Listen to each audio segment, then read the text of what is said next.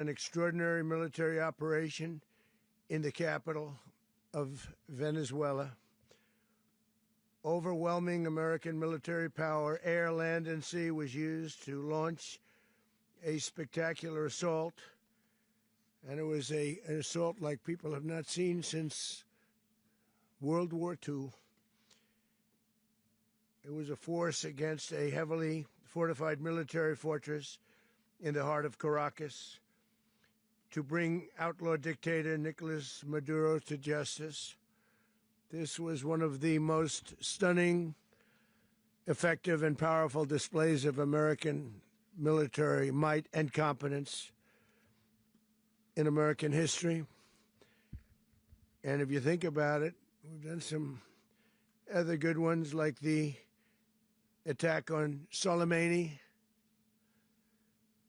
the attack on al-Baghdadi, and the obliteration and decimation of the Iran nuclear sites just recently in an operation known as Midnight Hammer. All perfectly executed and done. No nation in the world could achieve what America achieved yesterday, or frankly, in just a short period of time.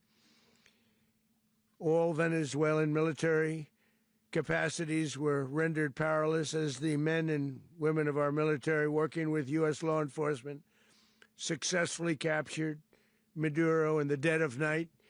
It was dark. The lights of Caracas were largely turned off due to a certain expertise that we have. It was dark and it was deadly. But captured along with his wife, Celia Flores, both of whom now face American justice.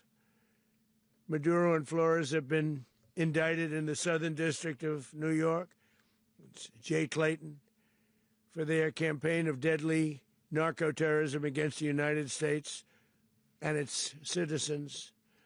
I want to thank the men and women of our military who achieved such an extraordinary success overnight with breathtaking speed, power, precision, and competence.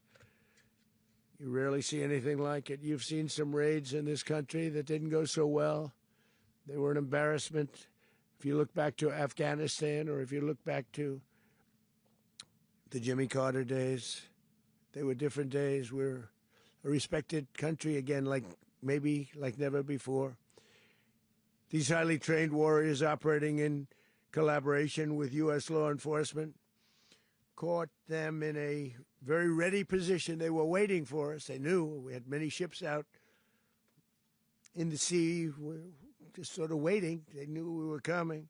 So they were in what's called a ready position, but they were completely overwhelmed and very quickly incapacitated.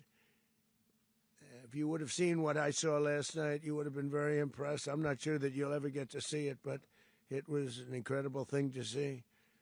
Not a single American service member was killed, and not a single piece of American equipment was lost. We had many helicopters, many planes, many people involved in that fight. But think of that, not one piece of military equipment was lost, not one service member was, more importantly, killed. The United States military